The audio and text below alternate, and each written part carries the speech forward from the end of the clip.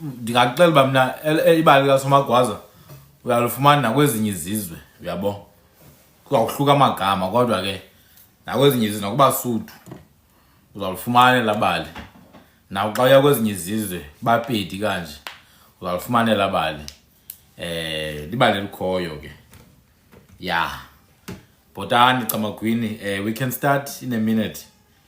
I will talk about how in indigenous society, how the issue of twins was treated. Twins were not just normal people. We looked at twins with a very special eye. So, in fact, if twins were born, two trees were planted. These trees were known as imihlonto, euphorbia trees. Two trees known as imihlonto were planted, and they were encircled with a yard known as ithonto.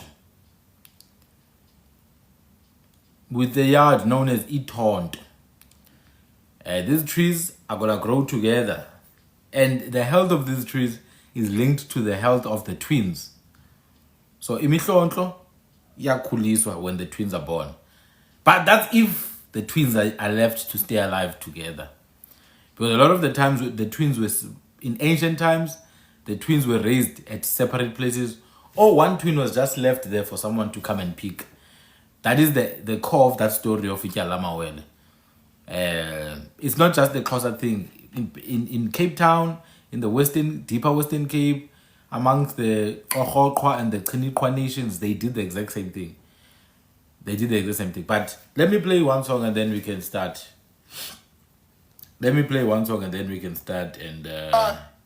And get this thing going.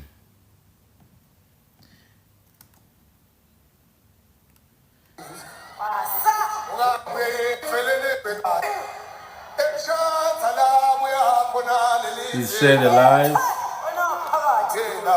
Abazansi, we'll talk about Abasizansi.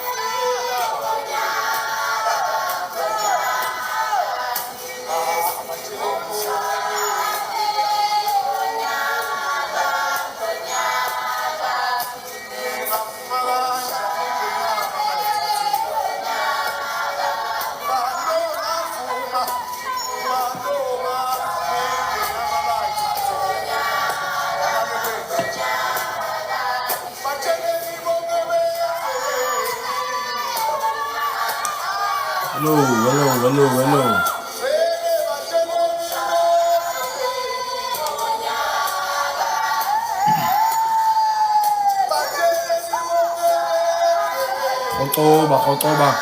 Khotoba ngqongo.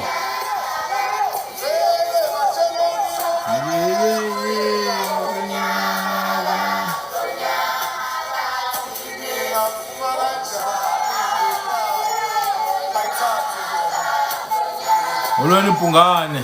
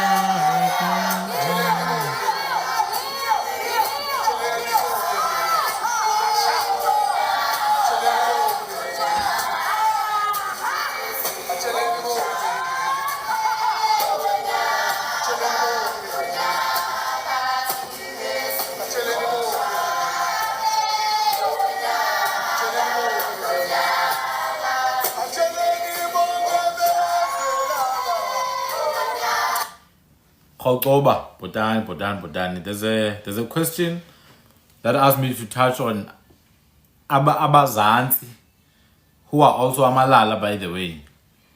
Abasezansi are also AmaLala. There's a question that also asked me about language and the way one sees the world. There's also a question about the occurrence of pyramids or pyramid-like structures in South Africa. Firstly, Abasezansi, it's groups of AmaLala. The exonym Abasezansi simply means they are at a southerly position in comparison to the group in question. So this would be to the AmaZulu of KwaNongoma, to the AmaZulu of Newcastle, for example. People who are in the south, ngabasezansi. Whereas to the people in the south, people who are KwaNongoma, ngabasentungu or ngabantungwa. So it's an exonym. It's a name that comes from outside. But abasezansi are generally AmaLala. These are groups that speak with very strikingly Tsonga resembling phonetics. So instead of saying umuntu, they will say munu. Instead of saying umntwana, they will say unwana. Instead of saying umlilo, they will say unilo. Instead of saying umlenze, they will say unede. Instead of saying umkhono, they will say ukono. Sometimes, instead of saying ukuhlaba, they will say ukukhaba. Instead of saying isihlama, they will say isikhama. So, one of the groups of AmaLala, it's people like Ongcobo and people like Ongcolosi. These were generally Izizwe, who were then reduced to Izibongo because of historical events. For example, abantu bakwaNgcolosi were once known as amaNgcolosi. AmaNgcolosi. Not just Ongcolosi as in Isibongo, but amaNgcolosi as Isizwe. Within amaNgcolosi, you have amaNgcobo. For example, amaNgcolosi, generally, when you greet them, you call them Obengu. amaNgcobo, you have amanyuswa, you have Olangeni, you have Ofunze or Ofuze, you have Ongongoma, you have Oqadi. Back in ancient times, these would be groups all under amaNgcolosi. Today, a lot of these groups are separated. Olangeni, Oqadi, Ongcobo, Onyuswa, Ofuze, they are all separate, but they would be considered, they are AmaLala in essence. Now, AmaLala, I would honestly say, it's a transition of languages from Tswa Ronga language to Zunda Tekela. So between Tswa and Ronga, you have Xitsonga, Xitonga, Xinkuna, Xihlangano, and then isiTonga. The next thing is isiLala, moving towards Tekela, and then modern day Zunda, like isiXhosa and isiZulu, you see. So I see it as a spectrum of language from Tsonga all the way to isiXhosa. And isiLala is very close to, in terms of pronunciation, is very close to that pronunciation of Xitsonga. There are many nations of AmaLala. I usually don't mention which nations are because it's publicly available information. But yeah, the whole thing of AmaZansi, it's because they're at the bottom or south, and then Abentungwa are at the top of the province of KZN. There are other nations like, for example, amaXolo, amaNtshangase, abaKwaXele, who are also further south, would be considered abasezansi by some groups. And then we have Omhlongo, abaselangeni. We have many other groups. Nowadays, these groups, some are mixed with amaMpondo. For example, if you look at Oxele, bakhona Oxele abahleli emampondweni. Bakhona ogcela emampondweni, places like Ibizana and Ilusikisiki. You have amacele, they speak Isicele. I once did a live, I even played an audio file of Isicele. And then you have amantshangase, you have abakwa Machi. Yeah, these nations are all at the bottom of KZN and at the north of Eastern Cape. And then someone was asking about pyramid structures in South Africa. Let me put it this way. In Southern Africa, firstly, you've got the oldest man-made structures in the whole world. That's just the truth. You've got the oldest man-made structures. I would even go on and say maybe only 1% of South African structures have been archaeologically analyzed. There hasn't been any archaeological efforts to study and unearth what's hidden underneath. Perhaps scholars are afraid because then they will have to justify how these things are found in South Africa. Oh no, it's the giants. Oh no, it's the angels. Oh no, it's this or it's that. Because that's what they always do. Whenever they see structures that are advanced, more advanced than they would have been at that time in Europe, they must attribute to those structures to aliens or gods or whatever. But you know, these aliens in their theories somehow enslave the indigenous people.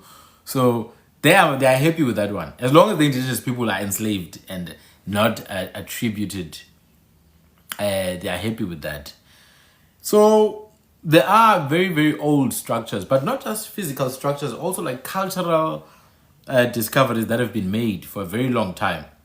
I'll tell you about mummification, something that you have never heard before.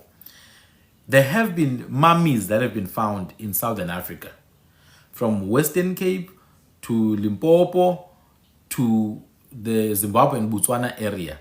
Mummies have been found, both of human and of animals. Some of the mummies, the Western scholars have tried to say, no, these mummies happened by mistake. It's natural, it's nature, it's a chemical reaction. But when you find the scientific breakdown of the chemicals that are found, or when they do the breakdown, the chemicals that are found in the mummies, these are not by mistake.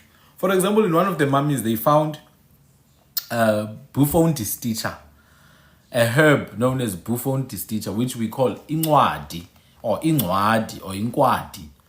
This is a psychoactive and hallucinogenic herb that is used for people who wanna have out-of-body experiences in the indigenous setting.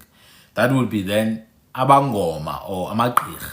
So when we have a moon dance or a full moon dance, or even a rain dance when there's drought and people want rain.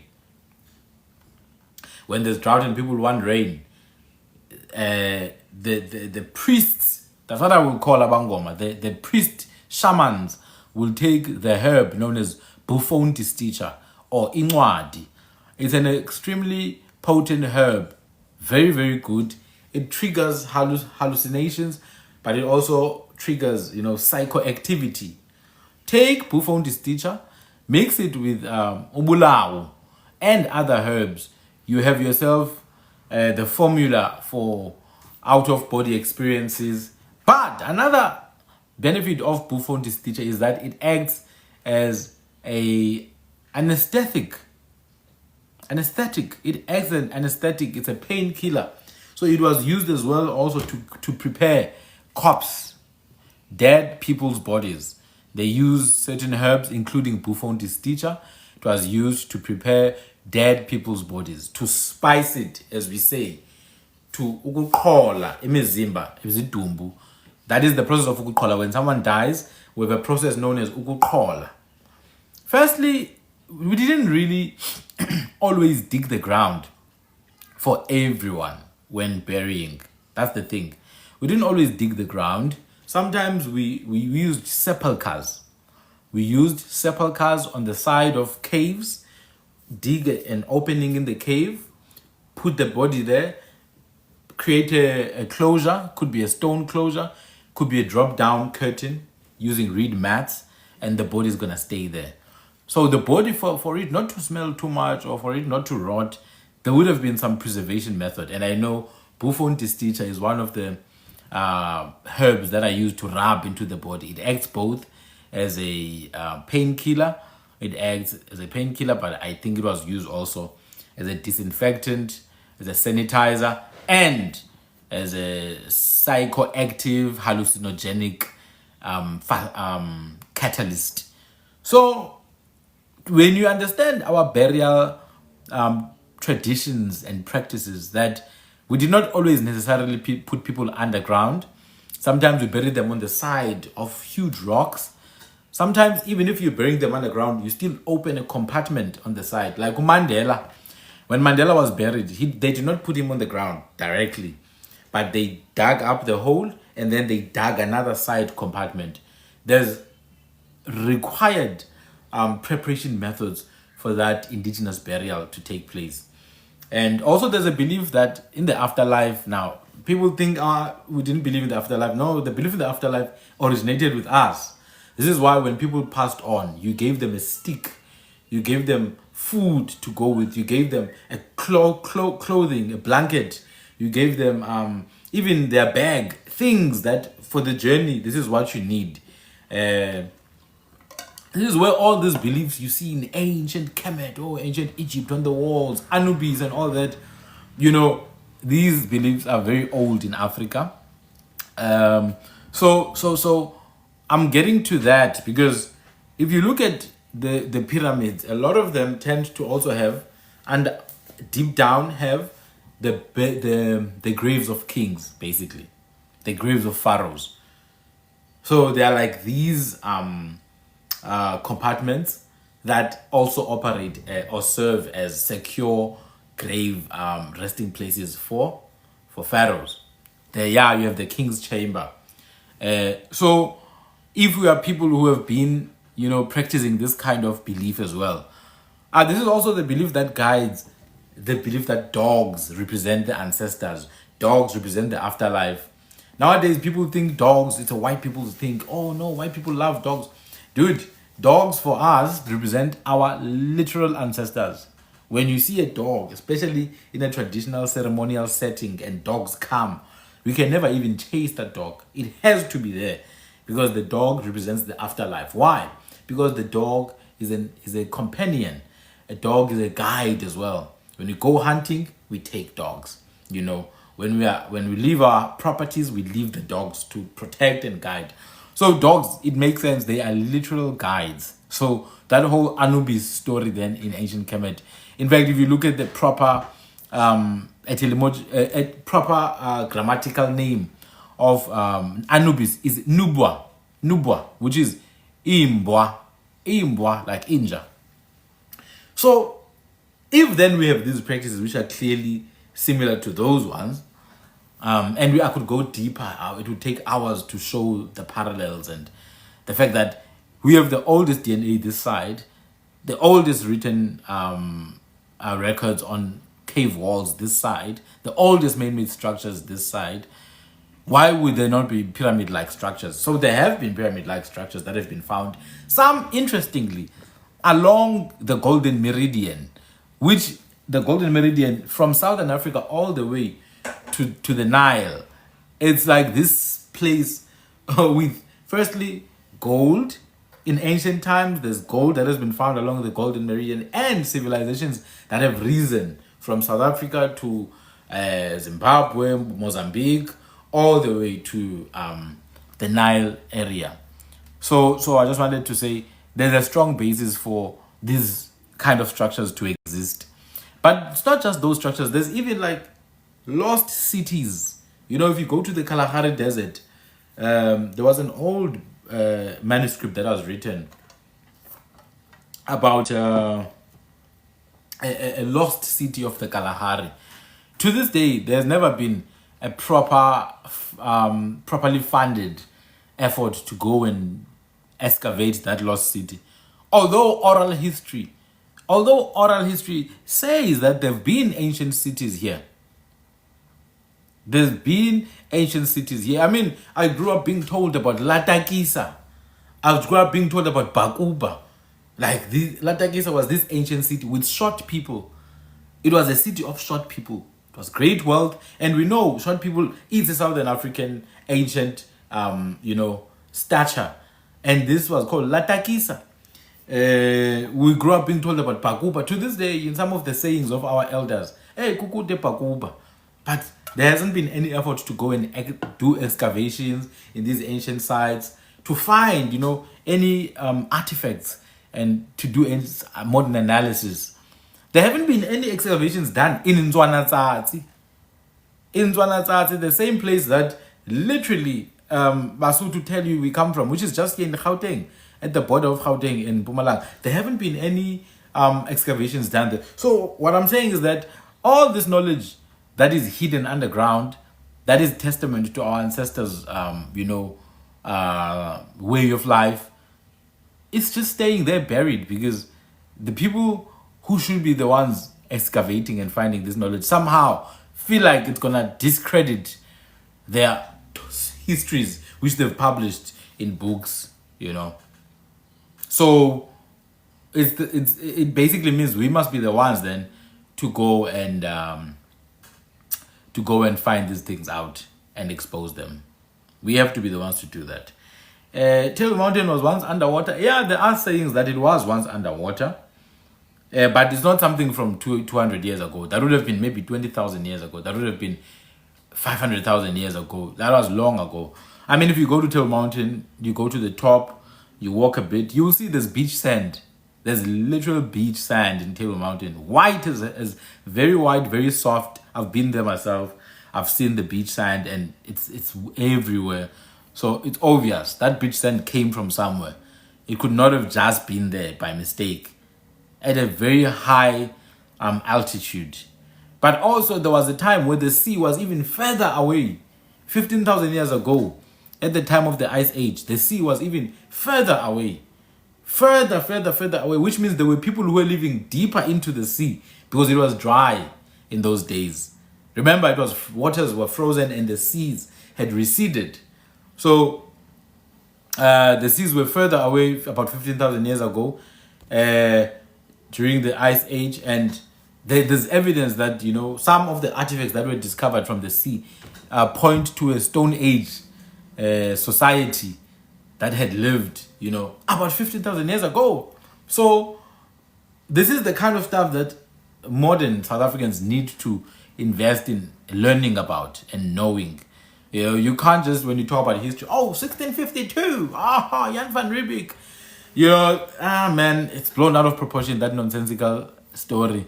There's much more depth in terms of the history of this land. Much more depth. The sea can definitely remember its path back. The sea, the stars, the earth, all these things are just in a cycle. Everything that was before, it will be again. Every 7,000 years, the world is going to find a way to reset. Every 7,000 years, the world is going to find a way to reset.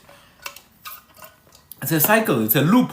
It's like a time loop that we are in. You can see it in every 24-hour cycle. The sun rises, the sun sets. The sun rises, the sun sets. It's a loop that we are in. That's why other people are talking about escaping. You must escape. You must escape, because these things have been happening before. They are going to happen again. Civilization rose, civilizations fell. There were mud slides. There were cataclysmic events that happened, which inspired a lot of religions. You see the religions, symbol of a moon and a star. Other beliefs in ancient times, it's horns of a cow and a sun disk. If you actually look at these things, these are just cosmic bodies that are aligning. And they could have aligned in ancient times to create a cataclysmic event. Some explosions, maybe. A freezing of half of the world, So, this thing is bigger than us, History, knowledge is bigger than us. But, to answer then that question of pyramid-like structures. Pyramid-like structures definitely are abundant here.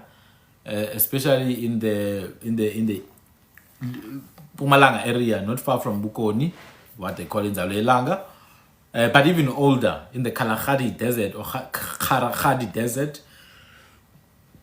Go to the caves, discover the writing systems, the oldest writing systems in the world.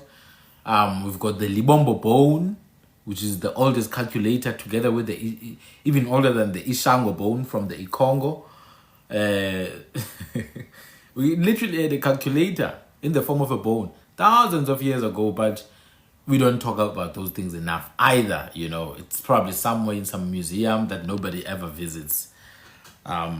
So for me, it's like when other people start elevating their own history, then our indigenous people are going to be touched. Oh no, you know, guys, this group of people are celebrating their history. Why are you not celebrating yours? Yeah, it's the Libombo bone. Yeah, boy. So that's very important. There was another question. Oh, language and whether it can affect, you know, how you see the world. I think it can. Affect how you see the world. Because think about it. Our language, for example, has something called euphemism, izihlonipho, where we literally have an entire practice of hiding certain words out of respect and veneration. So in certain instances, if you come from a certain clan, there are certain words you're not gonna say openly. Like the river, I will say Umzi Omkulu, the great city. Emzini Omkulu, that is the river, the great city, the great town, or the palace. That's how I grew up calling the river. Emzini Omkulu, the palace. Purely because of that fact, there must have been some pretext, some cultural context as to why the river is Umzi Omkulu, which means the great town, which means the palace. There must be a reason, but we call it the great town or Umzi Omkulu linguistically. So because of my language now, I'm able to infer that the river, if we call it Umzi Omkulu, somehow we are inferring that in the river there's life.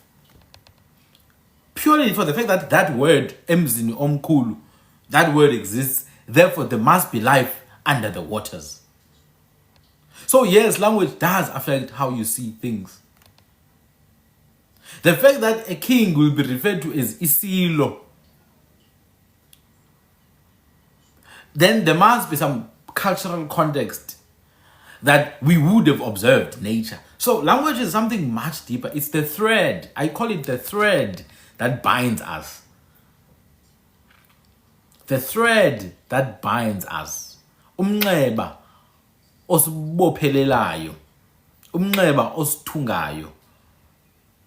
That's what I call language, because with just one word, there's so much inferences that we can make, so much inferences that we can deduce to understand how people see the world.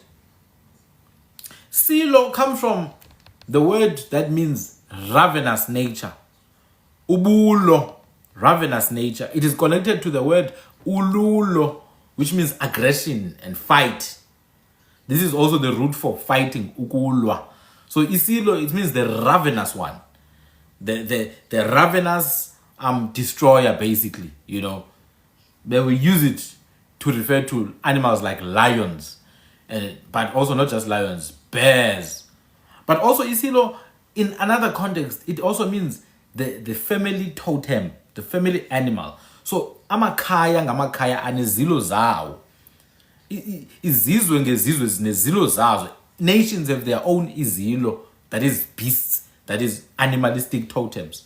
I'll give you an example. Within the group known as Obayi, Omkumbeni, those people, their totem is the monitor lizard, Ukam. But it also is Zilenzi, the eel. Within the group known as Omajola or Kengeba, their totem is the mole snake, Umajola. My totem is baboon, so that is our animal. Imfene, that is Isilo Sasekai. I can't hit imfene. I can't harm imfene. That is isilo sasekhaya as. I observe imfene. I observe its movements and how smart the baboon is.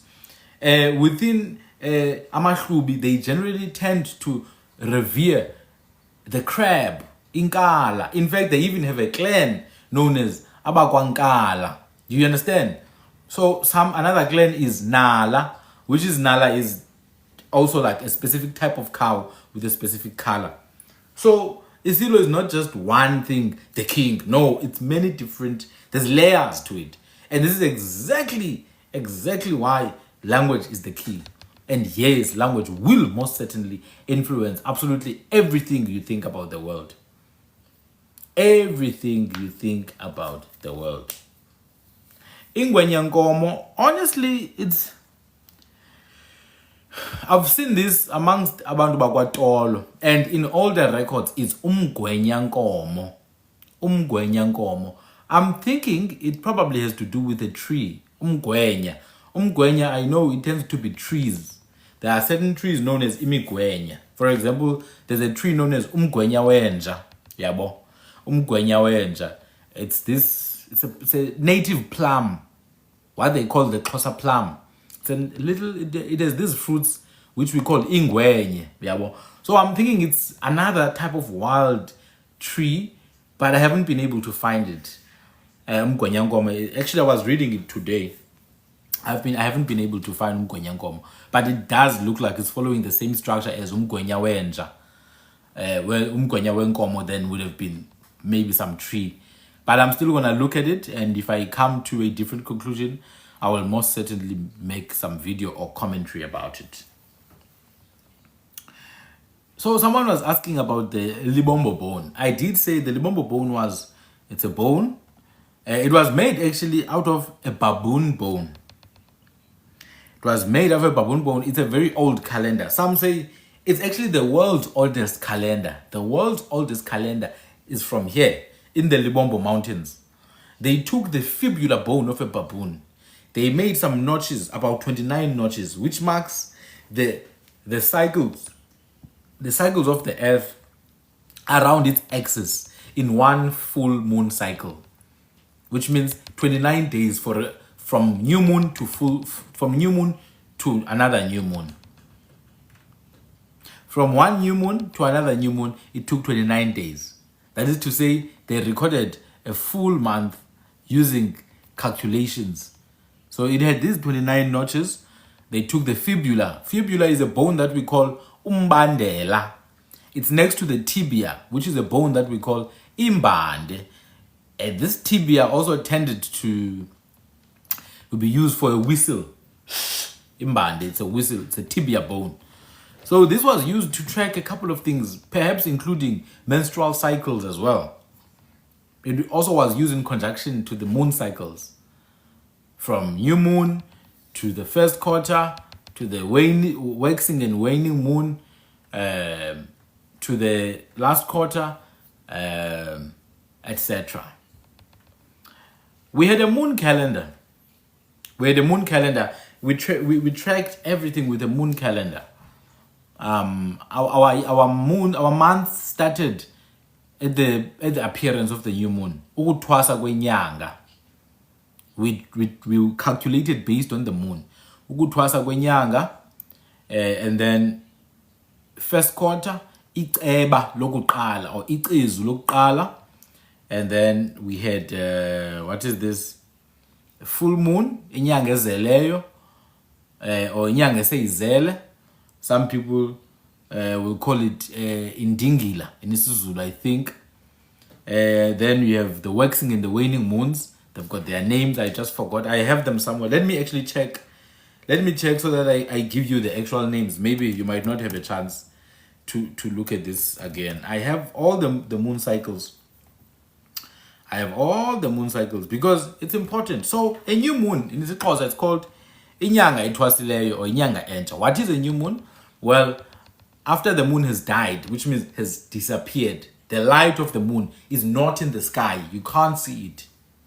Let's see when the next new moon actually in South Africa, so that you guys can go and check. The next new moon is gonna be 3 days from now. So 3 days from now, you must go outside and you will see. Maybe do it on the 19th, 2 days from now. Go outside at night. Go outside at night. You will see that you can't see the moon. You can see it's rendering, but you can't actually see it because it's gonna be a new moon. What do we call then that new moon? When that new moon appears, we call it Ngwedi ya uthwasa. Ngwedi ya uthwasa, or inyanga ethwasileyo in isiXhosa, or inyanga entsha, or in isiZulu inyanga ethwasile. Ukuthwasa is to appear, to begin. That is what thwasa means. It doesn't mean to be training for a sangoma. No, the word thwasa means to begin. That's it. You go to Kora, the word is there. Twa or twatwa. You go to isiXhosa, thwasa is there. You go to isiZulu, thwasa is there. You go to Sesotho, thwasa is there. It's not a sangoma word. Nyanga now. Yes. Now, that is the first appearance of the moon. 20th of December. What day is it today? Let me check. So on Saturday, we're going to have a new moon. What is that new moon? That new moon for us is the 13th month of the year. Because we are already in the 12th month of the year. Remember, our months don't go with the calendar of the Roman Empire. Our months go with the moon. So that will be the 13th month of the year. But I will talk about our months and our calendar and why it differs from the Roman calendar. And why we don't have equivalent months. We can't have equivalent months because our months are not based on tax collection dates. They are based on moon cycles. So you have that phase. Phase 1, new moon. And then you will have the waxing crescent. You will have the waxing crescent. If you look at a lot of these heads, these religious heads from the famous religions, be it Catholicism, Christianity, Islam, Judaism, a lot of these famous religions, they tend to have these moon heads. Maybe they don't know it, but the heads are actually half moons or crescent moons. These heads that don't fit the whole head, they go like this. If you look at those heads, they tend to what? They tend to mimic the crescent moon. Yes, it's a crescent moon. That's it. I saw a painting from 1770 of a Xhosa prince, Umawode, the son of Umdange. He had this necklace of 3 moons, 3 crescent moons and 2 stars or 3 stars. It's gold. It's a golden necklace from Umawode, Kamdange. And I was, wow, interesting. In the 1700s, there's gold already being worn by this royal prince. So new moon inyanga ethwasileyo, ngwedi ya uthwasa inyanga ethwasile. Crescent moon or the waxing crescent. This one is iceba lokuqala. No, that's the first quarter, iceba lokuqala. Then after that we have the waxing gibbous. And then we have the full moon. Now the full moon, amaXhosa call it inyanga ezeleyo. Inyanga ezeleyo. In Hebrew, it's called the Kasa or the Kusa in Hebrew. It was also celebrated. Now, Kusa comes from the word ukukusa, to cover something. And then you have the third quarter, and then you have the waxing crescent. And then you have the moon that has disappeared. Inyanga efileyo. And this is how my parents would speak. I never understood it as a child, but this is how they would speak about the month. The month is finished. The month has begun. I didn't understand, but I just went with it, you know. Now, in isiZulu, a full moon is called, or a new moon is called inyanga ethwese, and then a full moon is called isidilingane, because ukudilingana is to cover fully. So it's called isidilingana. Or inyanga edilingene or esidilingene, that is the full moon. Or inyanga ehlangene, or and then a waning moon. Remember, I did talk about the waning crescent. They call it icezu in isiZulu. In isiXhosa it's iceba, in isiZulu it's icezu. Icezu simply means something that's sliced, you know. When you slice something, uyayiqhezula ngesiXhosa, iqhezu, isiZulu liqhezu. And then when it's a dark night, they call it inyanga efileyo. So I'm gonna go through the phases now properly. New moon, isiZulu, write down. New moon, isitime. Waxing crescent, itwasa. First quarter, isihemu. I repeat, isihemu. New moon, isitime. First quarter, itwasa. When waxing crescent, itwasa. First quarter, isihemu. The waxing gibbous in isiZulu is called isdilingana, which is also a name that sometimes is used for a full moon. Isdilingana or idindele or idindele. And then a waning gibbous is dengel. A third quarter is also called isihemu. And then you have the waning crescent, intlendla or iyamuka. Now these are different names. Some of them mean the same thing. I'm not too particular with it, but for me, the key is that the names are there. Why do you feel so low self-esteem about the knowledge of your ancestors, such that you don't even have interest in studying the moon or the stars? You know, like our people don't even know the stars. They don't even know that we have names for the planets. Oh my goodness. Our people don't even know we have name for the planets. They don't know. If I ask them, what is the name of Jupiter? They don't know. The name of Venus? They don't know. And this is how cultures die. There's a place there in Eastern Cape known as Bulungula. Bulungula. The word Bulunga, by the way, is also another name for the full moon. Imbulunga. Because Bulunga is to fully cover something. Fully cover something. So there are many phases here. I could go back and forth in the different languages. I could go back and forth. But what I wanted to touch on is stars are generally called izinkwenkwezi in isiXhosa, inkwenkwezi, which is the same word you find in kwi. Kwang kwang.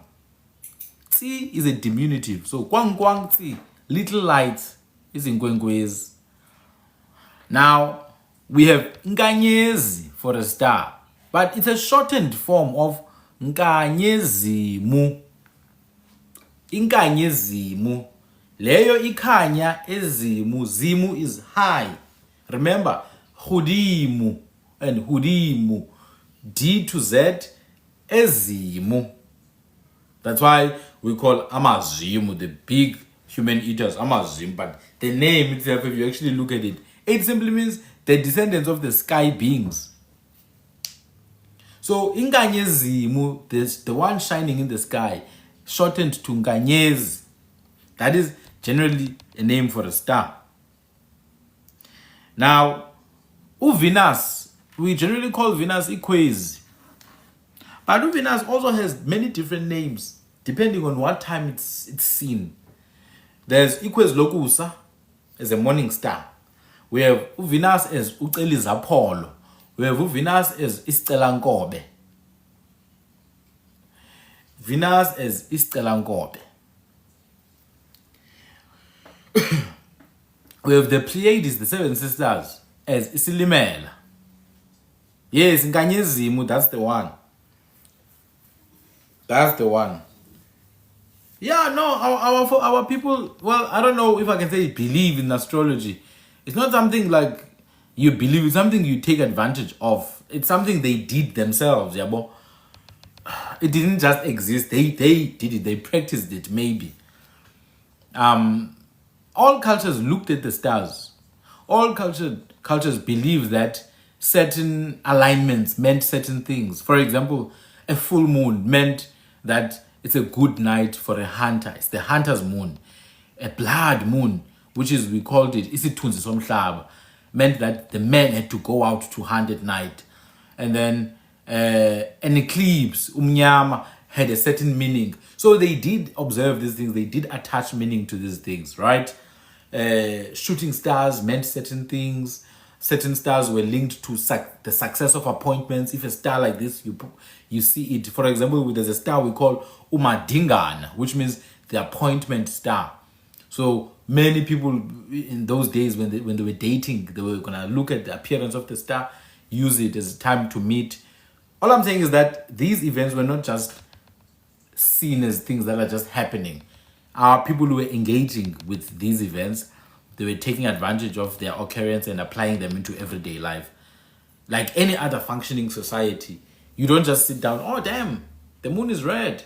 Okay, let's continue eating, guys, and dancing. Oh no, it's nighttime at 12 p.m. Oh no, let's continue. They used to attach meanings to these things. They use these things to track time as well. So that's something there. So I can say then that yes, they did look at and study, I guess, and find interest in these things. Oh yeah, so I'm just gonna see these questions. Don't you wonder why they said black people were primitive, and yet obviously like these people, they are more concerned with their lies than anything. One thing they don't want is the truth, That's one thing they don't want is the truth. So Jupiter was called iqanda busuku, or imbali busuku. Iqanda busuku or imbali busuku. What does that mean? The one who crosses through at night, or the one who counts all the night, the one we use for counting nights. This was Jupiter. We called it iqanda busuku, at least in my language. Iqanda busuku, it was the biggest planet in our solar system, and we attached to it the counting of night time. Tosamasiwu, yes, Tosamasiwu, that's it. That's Jupiter right there. And then Venus is the evening star. We call it Apollo, the one who begs for fresh milk. This was the time for milking. So you see, we are attaching our own lives into these, elements of the sky. We know, okay, Venus has appeared in the evening, therefore it's time for milking. Hence, we called it Apollo. We also called it umadingeni, which means the one for appointments. That was used for dating or for dates. So it was not African time. There was time for everything. So this thing of African time is a lie. It was not African time. And then there's Venus as the morning star, known as Ikwezi Lokusa. And then there's Venus for the midday star, or the afternoon star, known as Ikwezi Lesbini. And then, and then you have also another reason why Venus was so important. It was linked with diligence, because it's a star that appears in the morning. It's the one thing you must make sure you wake up while it's still there. If you wake up after Venus has disappeared, you are late. You are late already. And this is the time we used to call Unyezi, from an old name for the moon, Unyezi. There you go. There you go. There you go. And then we have other things we used to do when we see certain things in the sky. When there's a full moon, for us, we knew that it's time to remove the worms from the stomach of the children. I remember when I was young, hey, when it's a full moon, you're going to be given something to take out the worms. That's how it was done. I don't know what the rules were. I don't know what the science was at that time, but our ancestors knew that if it's a full moon, the worms need to be taken out. It's based on the moon. And then we have comets. Comets, they are associated with the death of royals. When the king has died, they're associated with telling us of something that's coming, a calamity that's coming in the near future. They are associated with the coming of a natural disaster. In fact, one of the comets that happened, we call them Inchobololo and Inchili. Inchobololo and Inchili. Inchobololo means the tailed one. Choba is a tail. So it means the tailed star in Chobololo.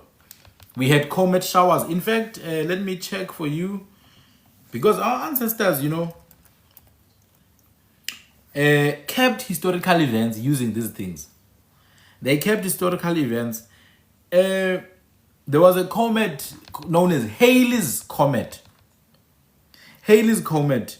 This one was about, it's actually a comet that happens every 72 to 80 years. In isiXhosa, we call this Uzachoba, the one with the tail. Uzachoba. This is Halley's Comet. It happens every 72 to 80 years. I don't know the next one, but the last one was in 1986. I just want to check now. The next Halley's Comet is going to be in 2061. Uzachoba will come back again in 2061. So they always kept, so you will hear elders like, oh no, this child was born in the year of Uzachoba. That's how they would know, okay, it was 1981. But we also kept other, other historical events. For example, in 1851, there was an old earthquake that took place in 1851. In my language, it was called Inyikima. It was a great earthquake. Then now the beautiful thing is that you can go to the databases, to the archives, and check these things. Great earthquake of 1851 in Southern Africa. That's the one we call the Inyikima. So if your great-great-grandmother was born in the year of Inyikima, you would know that she was born in 1851. And then in 1862, we had a great drought. This drought was known as Ilanga Likanqilo. Ilanga Likanqilo, the Qilo's sun, the great burning sun. Ilanga Likanqilo. And then you also had...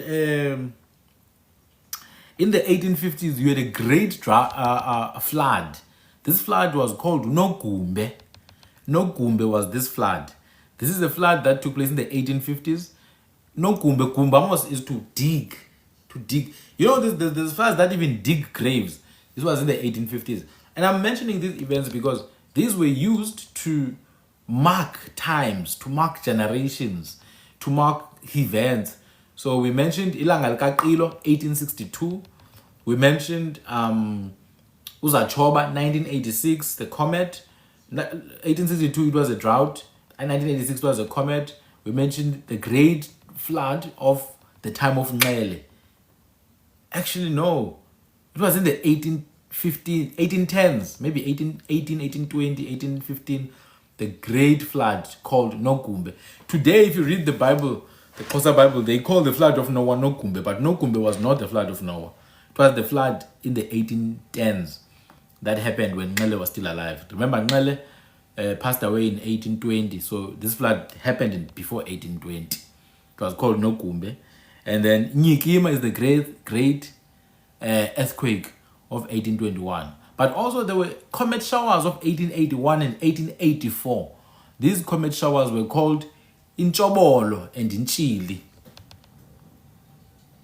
In Chobolo and in Chile, these floods. In fact, one of the years, I think it's 1880. I think the year was 1884. I'm not sure. Let me just check. I think the year was 1884. There was a comet, a comet shower. This year was called Umqa. It was called Umqa. Umqa is a line. In isiZulu, it's Umqa. Umqa is a line which represents the showers. This year, 1884, I think, was called Umqa. In 1885, in isiXhosa, this was called Indlala Yomphunzisa. The year 1885 was called Indlala Yomphunzisa. So this is a way that they kept which year is which, how many generations from what year. So how did they then know the year they were in? Well, it was not based on the year they were in. It was based on relative events, something called Iziganeko. So this is how they traced time. They used Iziganeko, which means great events, and then they related based on this event how many generations. And a generation usually takes 25 years to 30 years to pass. So if it's 5 generations after this event, 5 generations later, there was another event. So you know that 5 generations later is 125 years. I was actually listening to a voice note of an old man from my clan. He was from Eputin in southern Lesotho. He was in Uting. He was saying he was in that place. His grandchildren are the 10th generation, which means it's been roughly 100, not 100 years. It's been roughly 250 years that his family was in that place. Roughly 250 years. So our ancestors were not necessarily focused on putting numbers next to years. Do you understand? It was not necessarily based on putting a number. This is year 1, because there's no such a thing as year 1. But what they did was to relate year based on the event that happened, and then the other event, and then the other event. I'll give you an example. My maternal grandmother was born, I think, in 1918 or 1912, I'm not sure. But there's an event that happened there. A solar eclipse. That's how they know which year she was born. Unyaka ubumnyama, the year of the eclipse. So they would know which year this is. And then, if next year, obviously there's going to be another event, they would then know the year of this. For example, I just made an example. 1884 was known as Umca. That year was known as Umca because there was a great comet shower around August.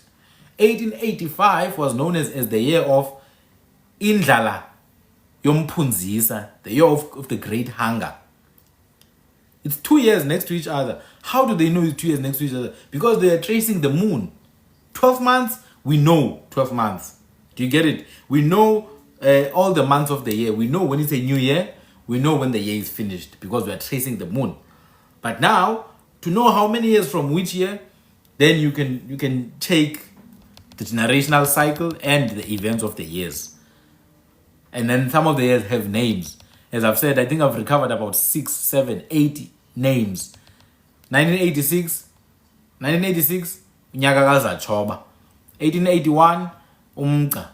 1884, Intshobololo. 1885, Indlala Yompunzisi. 1862, Ilanga likaQilo. 1851, I think, Inyikima, the Great Flood. And then in the 1820s, there was Unogumbe. The great earthquake, and then 1820s, Unogumbe. So that means then there's more work that needs to be done in this regard to check all the other times. Give you an example. If our ancestors were alive in 2020 when the lockdown started, they would have already named that year based on that lockdown. They would have named it. They would have come up with a name. For example, unyaka womshubelo. Umshubelo, what is umshubelo? Or unyaka wozilo. Uzilo is the word ukuzila, to deny yourself something, to mourn, which is what quarantine was, really. What quarantine was, really. So, it was not about putting numbers, once again, it was not about putting numbers, but we did know how many years something was. We did know the generations as well. We knew exactly how many generations. And on average, that's 25 years. On average, and even European scholars have said it in their own writings. It's of a highly accurate level. So a very high level of accuracy. When you read these books of Europeans about our ancestors, they've said it themselves that there tends to be a very high level of accuracy in the time frames. So what they've done is there's a 10-year rule or 10 generation rule that they've used in the oral history. That for every oral history that's given, you can go back 10 generations to see how true it is. And 10 generations is 250 years. It's 250 years. So the oldest oral history records that you can find, you can take it as reliable all the way to the 200. So the oldest oral history, for example, let's say you found an oral history account from 1750. You could take it 250 years back. All the stories will be very accurate. So from 1750, you put 50 years, it takes you back to 1600. Minus 100 years, it takes you back to 1500. Minus 100 years, takes you back to 1400. Word of mouth. So there is methodology behind our recording of events. Now, we have always used the calendar. As I said, the moon. We know the moon is about 28 to 28 and a half to 29 days, right? And the moon ends when the moon disappears from the sky, and it begins when a new moon appears. That's why a lot of our cultures have 13 moon cycles in a year. We have a new year. It's not the 1st of December, and it's not the same for every culture. What I will tell you is that there's 4 entry points for a year: the equinoxes and the solstices. The equinoxes, it's March and September. The solstices is December and June. This is why a lot of the cultures will use June, July, August, or September for a new year. But if you look at June, for example, amaXhosa, the new year of amaXhosa and the new year of some of the Khoi nations is June. I have records, on record, a lot of the nations in Zululand, perhaps before they were all considered AmaZulu, they use July as the new year, which is the same time as June. Because our months are not based on Roman months. Our months are usually start, let's say, on the 20th of the Roman month to the 19th of the next month. So if people say our new year is on the 10th of June, it's the same time as July. Because if you think about it, our month is always halfway into the Roman month. So some of the Zulu nations, and it's in the book written by Vilakazi, by the way. Very, very good book. He's working with dog. He was one of the early Zulu workers at VETS. He worked at VETS. They say a lot of the nations used July as a it's the Zulu English dictionary by Vilakazi and Doak. July is the beginning of the year, and then amaXhosa as well. I've spoken with a Swati friend. He did say as well around July, August. And I dare say, because July is the winter solstice. June is the winter solstice, sorry. That time of the year. Because it marks the peak of winter. After that date, winter continues to decline. September, because it is the spring equinox. This is the birth of what will lead us to summer. And a lot of nations will use it as a beginning time. It is a beginning time for all of us because it's a planting time.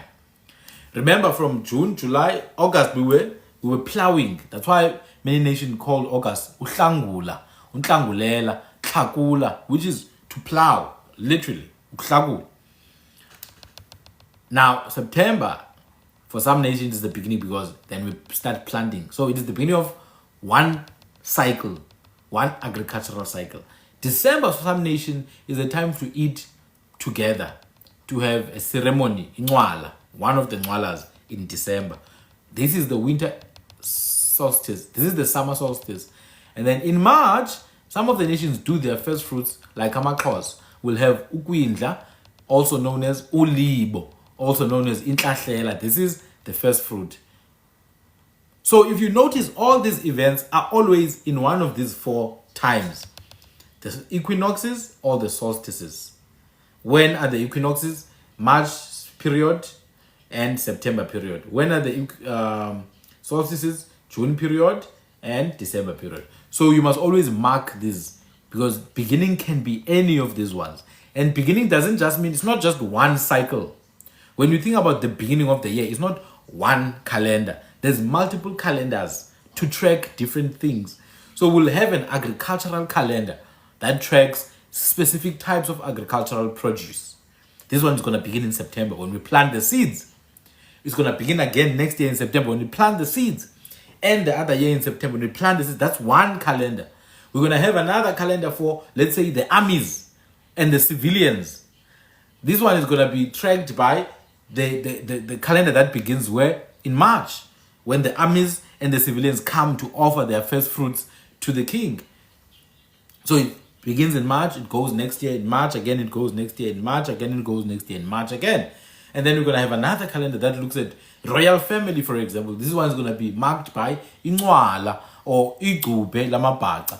This one's going to go December and then next day. So you must be very open-minded when you talk about our way of tracking time, because we're not tracking one thing. We're tracking many different things. We're tracking planting and how far it is. We're tracking the armies of the king.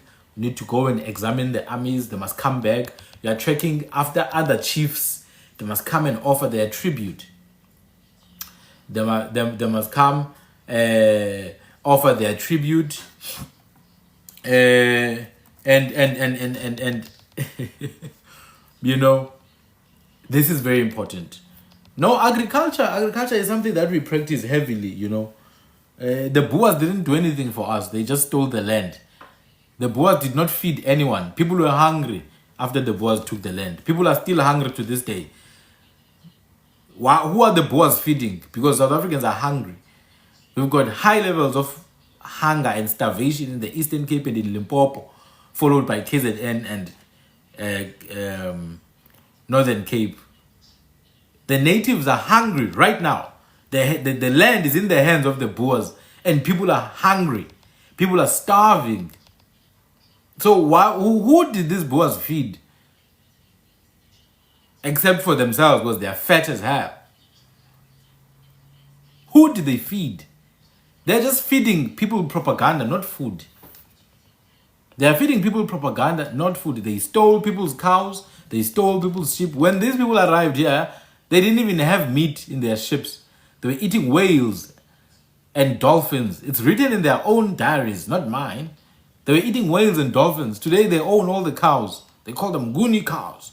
They own all the cows and the sheep and the goats. I'm sorry, but they did not feed anyone. They did not plant for anyone.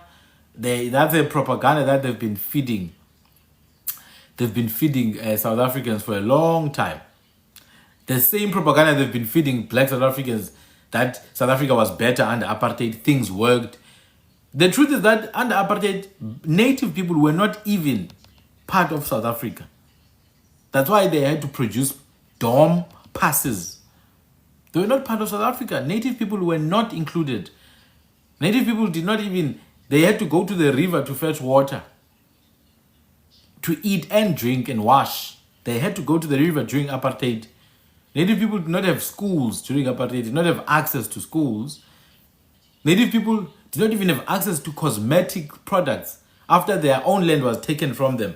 Because before the land was taken, native people had cosmetic products in the form of nature. They had certain plants to use. Now you take the land, you push native people into reserves. They don't even have access to cosmetic products. Our people had Intwala. Utiko has nothing to do with Boers. Tiko is a native thing. Kamata is a native thing. Boers they don't even have the word Tiko. They don't even have the word Tiko. So that one has nothing to do with them. That's a native word that developed here. Tiko has nothing to do with Amabulu. Tiko is in reference to very old stories of our ancestors. I'm not going to get into it. I've done videos on it many times. But Amabulu, they have their own thing in their own books. Tiko is not involved in those. Tiko is a native thing. You find it amongst the Nama. You find it amongst the Ora. It's Twikwab and Tunikwab. Yeah, but it's part of our own stories. But some people hijacked it and put it in the Bible. But back to this thing that apartheid was better. There was nothing better under apartheid. Because the truth is that under apartheid, black people were not even citizens. They were not even citizens. It's in one of my videos. Tiko, I spoke about Tiko in videos. Kamata, I spoke about it in videos, and I spoke about it on multiple lives. So if you go to my YouTube channel, you check for the lives where I talk about mythology. Go to the lives where I talk about mythology, where I talk about beliefs. You know, you'll find it. There's a long story about it. The videos where I talk about myths and beliefs, yeah, you'll find that. I hear people say, oh, apartheid was better. Bro, It did not exist in apartheid. You didn't even know what a restaurant was. Native people did not even have any clue what a restaurant was. They did not even participate in the economy. It was very clear that natives, their only job is to be hewers of wood and fetchers of water. That was your job as a native person. Go and fetch the water for me. Go and hew the wood for me. Perhaps then, the native people who feel like that's better for them, they should go and offer themselves up in Orania to be slaves. The truth is that native people are sick. They have a parasite inside their brains. They've got a parasite inside of them living. Native people are not what they used to be. They're broken. Completely broken. Have no sense of pride, no sense of knowledge of self. They don't know who they are. They can go and vote for the DA. But remember, the people who are leading the DA are only 7% of the population. But they are in probably more than 90 to 95%. More than 90 to 95% of leadership positions. And they call that merit. They call that merit. No, we do everything based on merit. That's why 95% of the leaders of the DA are white and male. It's merit, guys. Oh yes, my DA master, it's merit. You know, things were better under apartheid. The brain is full of liquid. You can't even think for yourself. And apartheid, you couldn't walk on the same pavement as Umlungu. If a white policeman tells you to dance like a monkey, you have to dance like a monkey. You couldn't walk on the same pavement. Good evening, good evening, good evening. So for me, when you keep on spewing that same regurgitated nonsense, you're just a victim of Stratcom. Or you are a perfectly possessed host by a parasite. And now you're doing the parasite's bidding without a problem. You have been successfully possessed. Now, those are the people who are truly possessed. When you talk about being possessed, it's the people who speak like that life was better under apartheid. Because they don't have any reference of life outside of apartheid. And also they have a very deep-seated belief that they cannot lead their own lives by themselves. They need someone else to live their lives. They need someone to lead their lives. They are drooling over the idea that a white man can rule over them someday. They're drooling over the shambok of a white man. They want to feel it in their bodies. They want to feel the strangling of a white person. They want it. You can't help them. There are black people who want that. They want to be beaten by white people. They want to experience the beating of a white person. They want to be manhandled by whites, pushed into a corner and beaten into a pulp. This is what they long for. They have a fetish for white conquest. They have a fetish for white rulership. They idolize whiteness because deep down they are white supremacists themselves. People will say, oh no, black people can't be racist. No, they can be. They can be racist to other blacks. Black people can be very much racist. Like the ANC is racist. And all the other parties, because they are working with European systems that are innately racist. There's not even a single European system that is not racist. Not even a single one. Not even a single one. Whether it's a religious system, it's an economic system, it's a political system. No concept, no idea, no practice, no cultural behavior, no habit from Europe is not racist. Because the only reason those things exist is to perpetuate the dominance of Europe. Same thing for Islam and Muslims. There's nothing that came from the Arab world that did not come to perpetuate the dominance of the Arabs. When will indigenous people understand that they are on their own? When will they understand that there's nobody else who's trying to look out for them? And they shouldn't be trying to look out for anyone. Idiots. They see two people dancing in a video. Oh no, they're dancing, guys. Galagata. Galagata. Yes, we are one. It's only the politicians that are... It's only the politicians. We are one. They dance to Galagata. I'm like, yo. Yo. They fed our people alcohol so that they would give birth to people with deformed brains. They literally fed our people alcohol so that they would give birth to people with deformed brains, so who can't think, because that's what you're seeing now. Clearly, there's a mental problem. Clearly, there's a deep psychological problem. Guys, it's the politicians coming between us. You guys are good dancers. Please, master, please, love me. I love lobster and pasta. Lobster and pasta. Yes. You. It's the politicians, guys. It's the politicians. I love Dlala Jan van der Beek. Dlala van der Merwe. Dude, have you been to University of Johannesburg?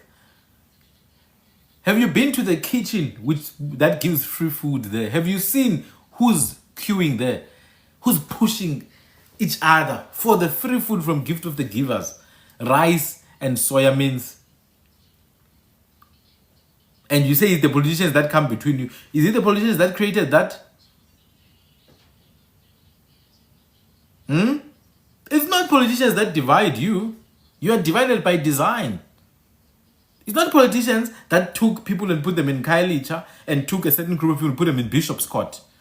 It's not politicians that took a specific group of people and put them in Howick and another group of people and put them in KwaMashu. It's not black politicians who did that. So it's not politicians who are dividing. You were divided by design. Remember, yesterday I went from the days of Pope Nicholas, who gave a directive to the Portuguese and the subsequent white groups to say, go and perpetuate, subjugation forever. Subjugate these people forever. So it was not politicians who said that. It was not the ANC. They are incompetent and useless as hell and puppets. But unfortunately, they did not create this. I repeat, ANC did not create this. The UDM did not create it. The IFP did not create it. The MKP did not create it. The EFF did not. Even if you hate them, they didn't. Europe created this. European church created this. Arabic church created this. Royal families of Europe created this. And therefore the subsequent companies that were acting on their behalf created this. And therefore the subsequent colonizer leaders that were acting on their behalf created this. And therefore their descendants created this. You can't lie and claim that the ANC created this. No, the ANC did not. ANC did not create this. I'm not going to lie. They absolutely allowed it to spread under their watch because they don't have balls. They have no balls at all. They are so scared. They're so scared of Europe. They're so scared of Trump.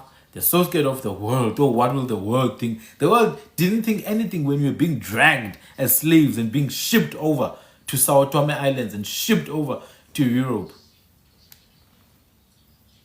Hi, they're dancing to Mafikizolo, guys. We are one, finally.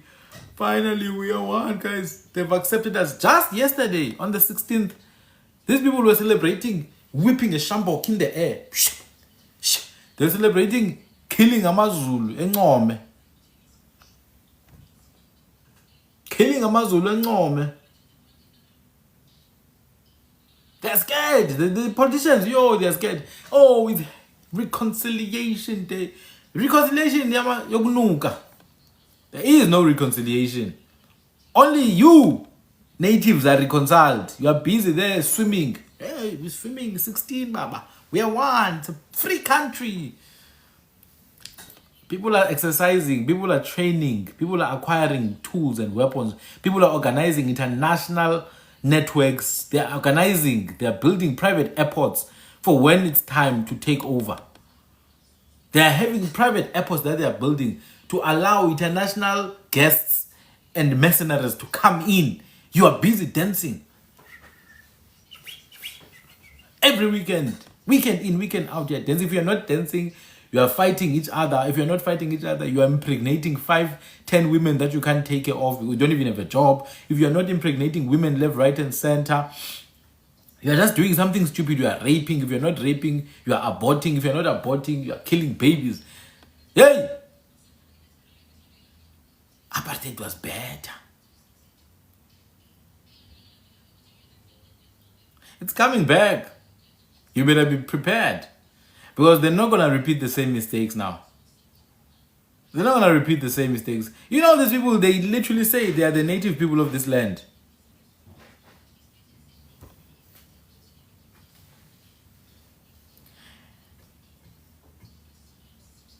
Oh no, it was not the killing. There's a fool there in the comments. It was not a killing. It was a covenant with God they kept. Do your research. Go learn to spell, you fool. Clayton, go learn to write first. And then remove all the alcohol in your brain. Remove all the alcohol in your brain that is hindering you from constructing coherent sentences. You can't even speak properly with the brain of a 14-year-old. You think you can debate me on this? Move along. Move along. Adolescent. I don't care about TikTok. Maybe you are new on my life. I don't care. I'm not even gonna filter my language. Someone who comes here on this live, they will get it hot.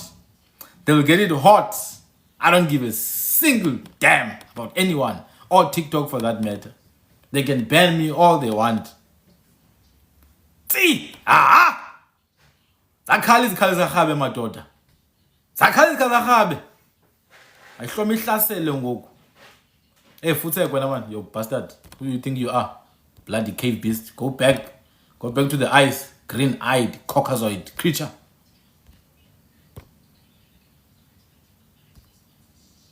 I'm not gonna be wasting time with these fools from Europe.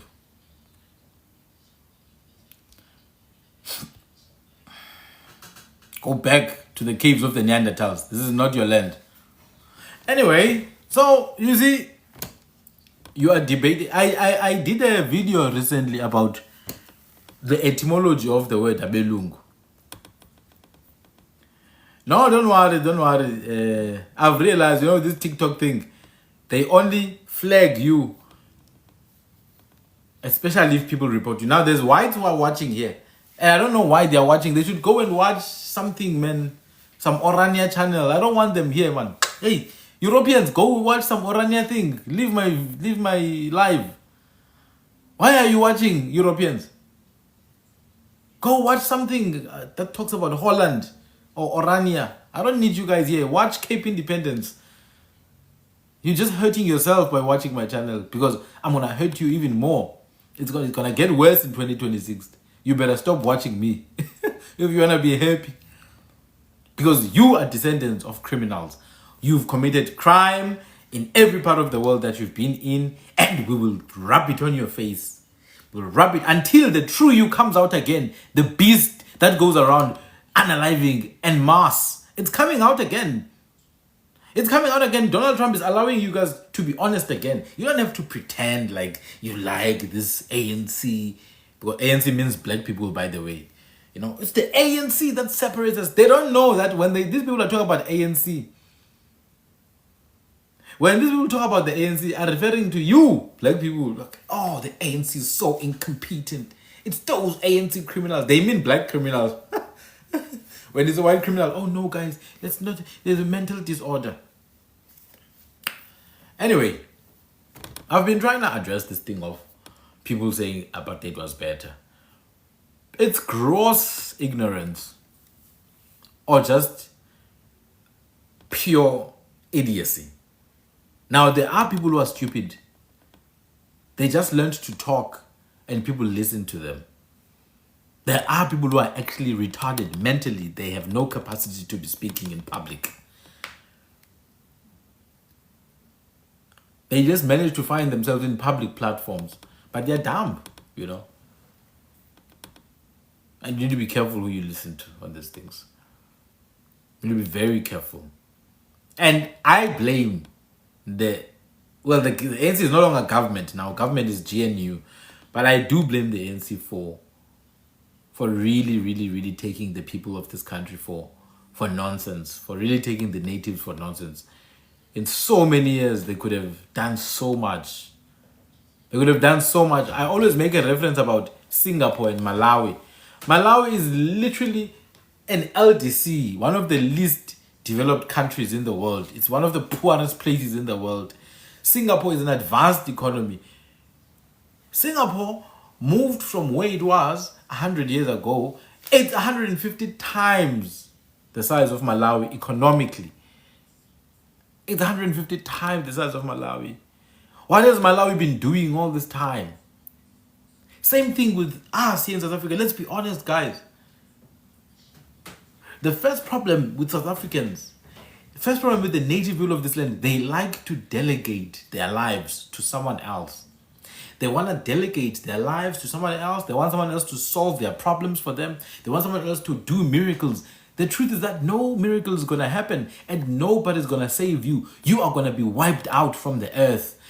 Hey, they're going to scorch this bloody earth and wipe you out because you are just a nuisance on the face of the earth. And they want to take your resources and use them. And you don't want to advance. You don't want to take what's yours. You're waiting for someone else to come and fight for you. They are waiting for a savior. Our people, they want a savior. That's why it's so easy to scam black people.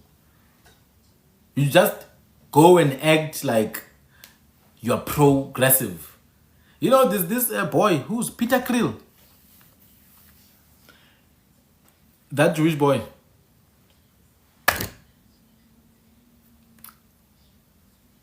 They like characters like that. They like characters like that. And characters like that are easy to manufacture. Especially if you are an underground secret service agency. Just manufacture a couple of Peter Krills, just like they did in the time of the struggle. Manufacture a couple of Helen Suzmans, Helen Josephs. Manufacture them, and you will see the blacks. Oh no, he's one of us, guys. He's the future president. It's only the politicians who separate us. Oh, African son of the soul. And then they invite you to all events. Hey, you realize that these people are they're so retarded. You realize how retarded native people are. And they've allowed themselves to be in this state of infancy, in this constant state of infancy. And that's what I always say. If you allow yourself to be in a state of infancy, you will always be treated like an infant.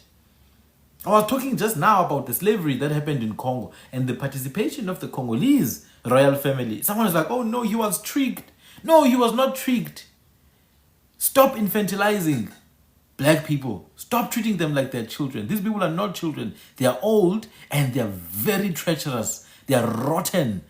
They're rotten. So we need to close this country. We need to bloody close this country from the international community. This country needs to be closed down. Clamp it down for a couple of generations. Close it. Do everything inside. Wipe the minds of these people off. Format the minds. Wipe them. Remove the memory of white rulership, because that's the one thing they're drilling over. They have saliva coming down. Oh, I want to be ruled by the whites. It was better under apartheid. I'm like, this is a severe disorder. So we need to close down this nonsensical thing called South Africa. Destroy it. Remove that bloody constitution that says South Africa belongs to all who live in it. When did it belong to all who live in it? It's a lie. They also know it. Europeans know they have a bloody home in Europe. Asians know, the Indians know they have a bloody home in India. The Chinese have a home in China. We have no other home, but somehow our land belongs to everyone. No, the land belongs to the native people of the land. All the other ones are visitors or invaders. Somehow they have a bigger claim to the land, more control of the land. They run all the businesses in the land. The natives are drinking, unaliving each other, raping women and children, twerking 24/7.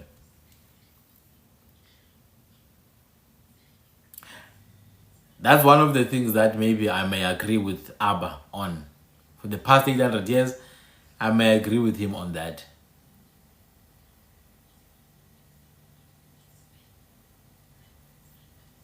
I may agree with him on that. Perhaps for us here in Southern Africa, the last time of greatness was Mapungubwe. Because even in Great Zimbabwe, these bloody Portuguese were there.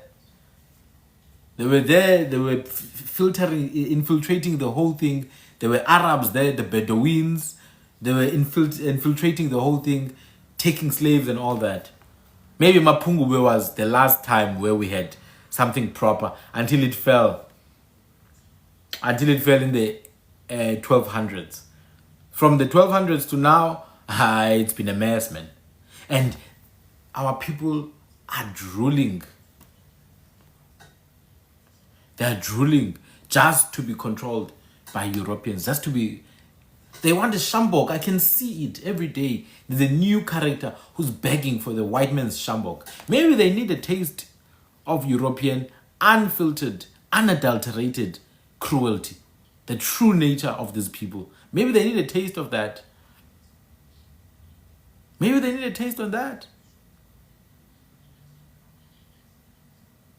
I've spoken about illegal immigration for a while. Illegal immigration began in the 1400s. Europeans are illegal immigrants here. And everywhere else they are. Including some parts of Europe. I've spoken about it. Some of the most famous illegal immigrants are people like Hendrik Verwoerd. He was from Netherlands. He's not even from the settlers. He was a proper immigrant, even using the settlers as a standard. Hendrik Verwoerd was an immigrant. Helen Zille is an immigrant. Rob Hersov is an immigrant. Helen Zille is from Germany. Rob Hersov is from Russia. Helen Suzman and Joe Slovo and Ruth First, those people were from like Lithuania and Latvia, all those Soviet Union, and they were Jewish, including Helen Zille and Rob Hersov. They were all immigrants. There are many immigrants running this country right now. Your Cecil John Rhodes, who was apparently gay, by the way, you know. Cecil John Rhodes. Even right now in the parliament, there are many, many European immigrants from Italy, from France. You know, they're running things though. That's the thing. They are running things. I am against illegal immigration at any level. I'm really against it. There's no way you come into a land and grab the water without asking for permission. Even in ancient times, that's how we did it. You go into a land, you ask which is the royal family, they point you to the royal family, you announce your arrival. You are given permission to drink. You are given permission to lay. You are given permission to sleep. If you need refuge, you may be given refuge to stay. You swear allegiance to the royal family. You can't be an immigrant at a place, but you don't even talk to the people of the place. You're just running your business. So all European immigrants are not needed. They must be deported back, but they're not going to be deported back. It's not going to happen, I know, because the people who are in power are weak and compromised. They are weak and compromised. No, we didn't invite anyone in Gaza, my brother. Don't involve yourself. We did not invite people in Gaza. Politicians invited people in Gaza. And that's another thing. Black people always involve themselves in things they have nothing to do. Who invited people in Gaza? I never invited anyone. It's politicians. They're not acting for you. They never acted for you. It's the same thing when this country say, we housed South Africans during apartheid. No. My ancestors were in my land. They didn't go to Congo. I was not housed in Congo. It was very, very few people who went to these countries. Even there in exile, you know, these politicians were busy raping our women there who went with them to exile. Ask the ladies who were in exile how they were treated by the men. They were busy raping them and impregnating them there, treating them like nothing because they were in concentration, they were in exile camps. So, no, we did not invite Gaza. We did not invite them in any capacity. Since when now did politicians act for us? Otherwise, if we say we invited Gaza, then we also stole money and put it in a couch. We must take all of it. We must not take one part. Oh no, we invited Gaza. No, we didn't. Just like we didn't steal money and put it in the couch. Just like we didn't build a fire pool in Kandla. We didn't do those things. They did those things. Acting out of their own volition. We didn't eat taxpayers' money on Uber Eats. Steenhuisen did it. So it was never group work. It never will be. We must detach ourselves from these people, guys. Otherwise, if we keep on inserting ourselves in things that have nothing to do with us, we will be screwed. Steenhuisen is the one who charged money on Uber Eats, not us. There was no infrastructure, most when Europeans got here. They didn't develop any infrastructure. Just get a picture when of 1940 in the Eastern Cape, you will see there was no infrastructure. I have a video, I can play it for you now. There was never any infrastructure that Europeans built for native people. Not even one piece of infrastructure that they built for native people. I repeat, there was no infrastructure that Europeans built for native people. Not a single piece. The only infrastructure Europeans built was infrastructure to extract resources from one port to another port. To connect the ports, they built roads and rail for the things that trucks could not transport. That's all they did. There was no electricity for native people. There was no piped water for native people. There were no roads for native people. There was no cosmetics. There was no access to hospitals. There was no access to education. There wasn't. There still isn't in many of the places in South Africa. This is why I say it's very dangerous. So Black South Africans need to be detached from the system. They need a proper quarantine for a good 5 years. Because I've seen Black South Africans no longer think anymore. They just hijack whatever Europeans are saying online. Black South Africans take whatever people are saying online and make it their personality. Oh no, it was better under apartheid. If enough white people say it, Black South Africans will adopt it as the truth. That's how you know that Black South Africans are fragmented as a people. They have no sense of independence in thought and in lived life, in experience. There's nothing that a Black South African has said to me in arguing that has not originated from white people. Not even a single time where I've heard an original thought from a Black South African. I'm yet to hear an actual native South African who thinks for himself. All the native South Africans I've heard, they're always quoting something that white people have been propagating. It's just propaganda. So I haven't seen, I just want one piece of infrastructure that was built by Europeans to develop the South Africa of black people. Because what the first thing Europeans did was to introduce a system of seizure of land. I explained it. It was a 3-tier system and a tripartite nation system. 3-tier, they used Verechten, the Dutch, used Leninplatz. They used a commando system to expropriate land. Then the Dutch handed over to the British, who took even more land. Then the British handed over to the Afrikaners, who took even more land. In none of these times was any infrastructure built for the natives. None. Any infrastructure that was built, it was for European advancement. I've said it, guys. There's nothing that came from outside us that came to help us. Everything that came from outside us has only done one job and one job only: to perpetrate the dominion of our people by the people from whom this thing came. Even if it's infrastructure, even if Europeans that came to a village and built a stadium, I promise you, that stadium, one way or another, is there to perpetrate their dominion.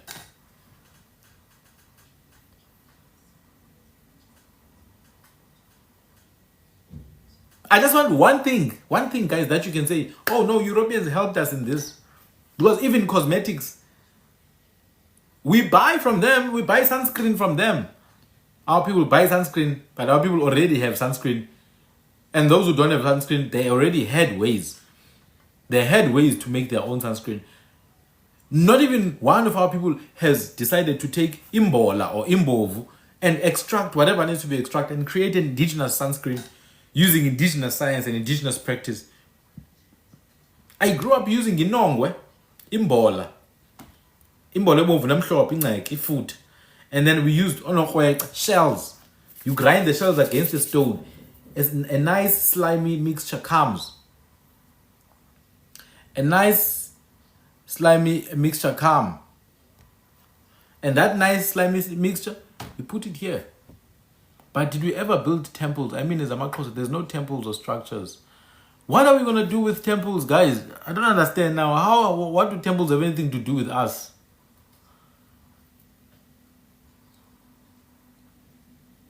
What will a temple do? Atengose, please explain to me. What is the purpose of a temple? How does it help you, a temple? What does it contribute? What does it contribute in our society? I mean, we do have temples, thousands of them, in all the places that used to have factories today. In all the factories, the places that used to have factories, all the places that used to have factories, they've got temples of worship What are they doing? Because people are unaliving each other. The pastors are raping the girls. They are stealing people's money. So what is the benefit of a temple? I want it to be quite quantified for me. Give me numbers, statistics. Yeah, but why do we need them, Tina? Why do we need temples like the Egyptians or the Cushites or Ethiopians? Why do we need those things? Do you understand? It feels like, to me, you just want to copy what other people are doing without any context. Our belief system has nothing to do with those temples. Maybe you're asking if do we have buildings. We do have buildings. We have walled buildings. We've used stone for building purposes. Go to Lesotho, check. Stones have been used for a very long time. Go to parts of traditional Eastern Cape, Edutywa. I know go to Eastern Cape, Edutywa, go to Eastern Cape, Engqoko. Even the kraals, Buhlanti, benziwa ngamatye, in the style of Mapungubwe. Go to Mapungubwe, you'll see walls, big walled cities with stones. Go to Zata in Limpopo, you'll see big walled cities with stones. Go to Kweneng, you'll see big walled cities. Those are ruins. A ruin, that means people used to live here and they stopped for whatever reason.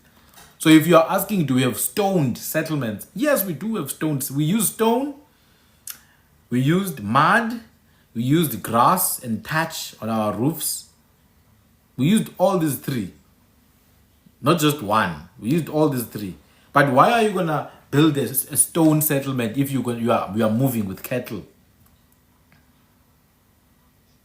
Why are you going to build a stone? Why are you going to build a stone but you're not going to stay? After every season, you are leaving, moving to a different place with a different piece of grass. You're moving to a sour field and then you're going to a sear field. And this is the problem with indigenous people. They think to have a functional society, you must measure yourself against whatever the Western world deems as appropriate. So because the Ethiopian churches or the Egyptian churches or whatever other structure, Europeans fetishize those structures. Somehow, for our structures to be good enough, they must be approved by Europeans. They've already taken the rondavels that you look down on. Go to the lodges and see what they sleep on. They sleep on our own structures. They sleep on our structures, the rondavels. They call them the lapas. Lilapa, the lapas. But we've had stoned structures, but I don't need to overemphasize that because for me, it doesn't boost my confidence in any way. My confidence is absolutely not attached to stone structure, clay structure, grass structure. It's here. Confidence in your people is here in the mind. It's not in whether you have a stone building or you don't. You could have a million stone buildings, but if you think low of yourself, a European who comes from nothing is going to come and take over and you will worship the European because you think everything about the European is nice. You know that in America, most of them live in wood houses. Most people in America live in wood houses. Even the mansions they built are mansions built in wood houses. But if you sit down with an American in your concrete house, that American automatically sees you as lower than them because it's in their mind. Their mind, they've already allocated themselves a higher position than you in the world. They've already allocated themselves a higher position than you in the world. So it doesn't matter whether you live in a concrete house, the Americans think they are better than you, regardless of whether they are or they are not. They think so already.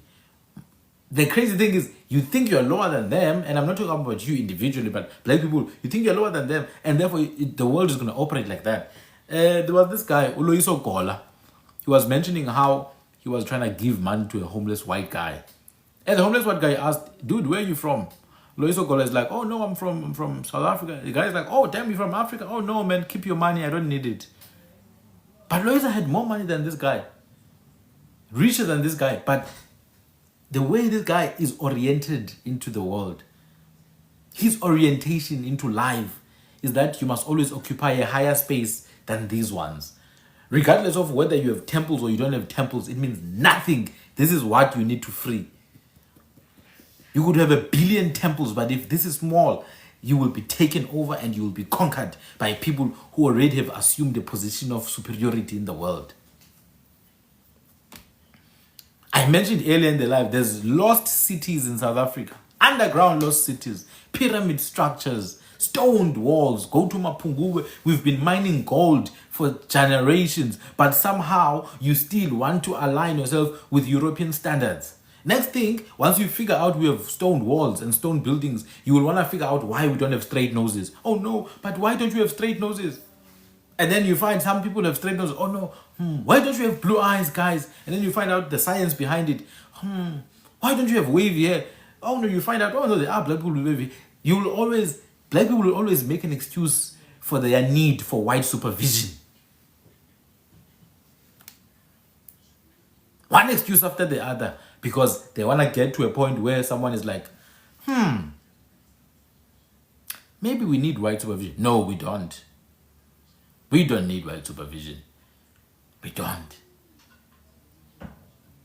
What you need is to free this thing. Free your mind.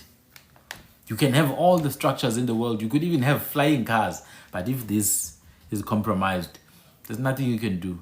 Look at Japan, for example. Look at Japan. They worship whiteness there. They are a white supremacist society. They're literally dyeing their hair black. Look at Korea. They're literally doing surgeries now to fix their eyes and make their eyes round. Even in Japan. Their economy is so advanced. They're living in the future, as many say. But they're destroyed. They're a destroyed society. They're literally tumbling down as we speak. Their birth rate is down, it's plummeted over the years. They have an old population because they've allowed white supremacy to reign terror in their society. I mean, they are racist, highly racist. They've oppressed the indigenous Japanese and almost wiped them all out of existence. So they're a very racist society. But this is what happens. You could be the most advanced society. It's not about that. It's not about having money. It's about being free. So I'm going to need you, my people, to stop asking European questions now. You must ask indigenous questions. We could have 1 million temples. They're not going to help anything. We could have 1 million pyramids. There in Egypt right now, there's pyramids. It's not helping anything. It's not helping. People are living in poverty. There in Egypt. In Ethiopia, right now, they are living in poverty. But they have buildings. What is it helping? In Sudan, they have more pyramids than any other place on earth. Look at Sudan right now as we speak.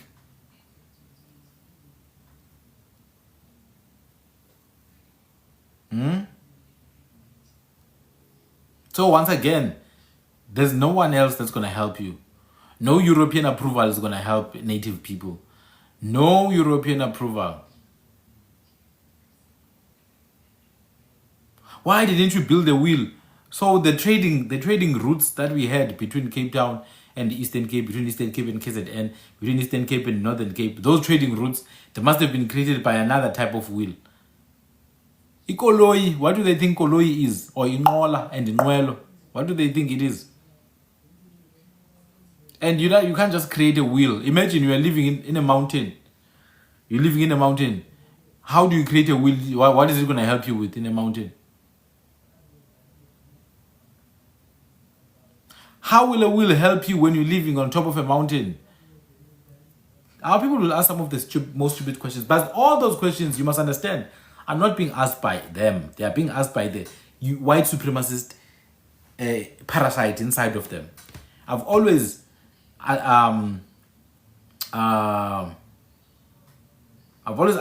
it like that our people have a parasite. They are the host, and the parasite has taken over now. All the people I've engaged with here online, 99% of them, I'm talking to whiteness when I'm talking to them. I'm not talking to natives. I'm talking to a whiteness state of mind. I'm talking to whiteness in terms of mentality. The questions they're asking are European questions. You see, the question that I heard first, if language can affect the way people see the world, that's an indigenous question because that's an original question. All the other questions, why didn't you build the wheel? Who invented the cell phone? It's all stupid YouTube comments and Instagram comments from teenagers who live in the basements of their mothers, probably masturbating 4 times a day, don't have a life, cannot get girls, and hate everyone in the world. I know those comments from dumb groypers, the followers of Charlie Kirk and Nick Fuentes. And you take those questions, oh damn, you define yourself based on those things. Oh, we didn't invent a wheel, guys. We didn't invent a wheel. Oh no, so white people must rule me now. I didn't invent a wheel. What kind of nonsensical thinking is that? This is our land. Wheel or no wheel, I don't give a damn. This is our land. Temple or no temple, I don't give a single damn. You can go away with your temple. Even if I have to live in mud, I will live in my mud. Go back to where you come from with your temples. I don't see temples in Europe. Except where the Romans were. I don't see temples except where the Romans were, until the Romans come and then give them civilization, which the Romans themselves took from the Greeks, which the Greeks themselves took from Africa. Oh, we didn't make plastic. Why would you make plastic? It's literally destroying the bloody world right now.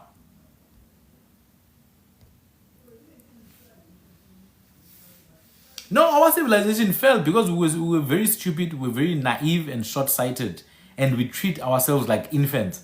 I hate it. Shuri is asking, what knowledge systems existed before colonial infrastructure? You know, if you want to know that, follow me. Start from the very first video. Start from the very first video. If you really want the answer, go to the very first video. Watch all of them. Come back and tell me what you think. Go to my YouTube. Start from the very first. There's nothing I didn't address. You can go and confirm for yourself everything I share. I promise you, if you're genuine about your question, you want to know what systems existed pre-colonization, go to my YouTube, Sandile Tukani. Watch my TikTok. You don't have to rush yourself. You will get your answers. Everything existed. Every single thing you can think of. Every single thing. Agriculture, aquaculture, sea navigation, sea exploration, river sports, water sports, entertainment, music, healing. We had a strong materia medica, medicine, and methodas medindi of all sorts of kind, healing methodologies. We had a constitution, we had legal systems, we had anything you needed for people to exist for thousands of years like we have. We could not have existed for thousands of years unless we had a system that guided us. And in our existence, we've been interacting with other groups. We've been trading with Asians. We've been trading with Asians, Indians, and Chinese through the East Coast. For us to have traded with these people for so long and still existed, that means there was a system behind that. Just because you don't know it doesn't mean it wasn't there. My people, it's 12:15. I'm going to drop now. Thank you very much for your time. We're going to continue talking throughout the festive season. What is the solution? Solution is that we have to detach from European reference. You can't live your life based on what the Europeans think of you. If you are living your life based on what the Europeans or the Chinese or the Asians or the South Americans think of you, you might as well go and kneel before them and beg them to shambok you back into sobriety. Ask the Boers to moor you, to blixem you until your brain starts to work again. Clearly, there's a virus in your head. If you think for you to have a valid reason for existing and loving yourself, you need Europeans to approve you. Go to the Fandamarvers. Go to the fan sales. Ask them to blixem the hell out of you until this starts working again, because it's korokoro right now. Thank you guys. My name is Sandile Tukani. Digumfene ulisa uhlatu jambas ulisa ucanza ngathi ngivelo sidulungu bemhlophe. Mina ke ngizalwa amanzotho nonyele nzoma phango ngqalo nqake ngenxa sinoxoxo qhamo weleliyo bephambili imphuzi kasemva ngumtya nethunga ntomba semanzothweni. Oyini bafazi bentsikizi lento lena iphaza mina ithabatha isidoda ngoma lihlatyelwe isifazi. Umzukulwana ke mina ke ocabashe, ndiumzukulwana wompehle onkomo zibomvu. Inkomo zikayibeka wakulokani. Sisukuzuke mina ke komangqosini kociwoshe kothithiba konozinga abantu bomlambo. Mbokobdo omnyama kaThikoloshe eqengeleka phezulu komlambo igqili. Amako, thank you guys. Have a good one. And forget about December. It's not true. We have a new moon on Saturday. There's no December here. It doesn't exist. So you don't have to spend all your money. You don't have to go out all the time. You don't need to. In fact, you don't need to do any of these things. You can do everything you want to do now in Jan. You can do it in February. You're free. You're not a slave to the system. Don't enslave yourself more. And stop drinking too much. Bye-bye.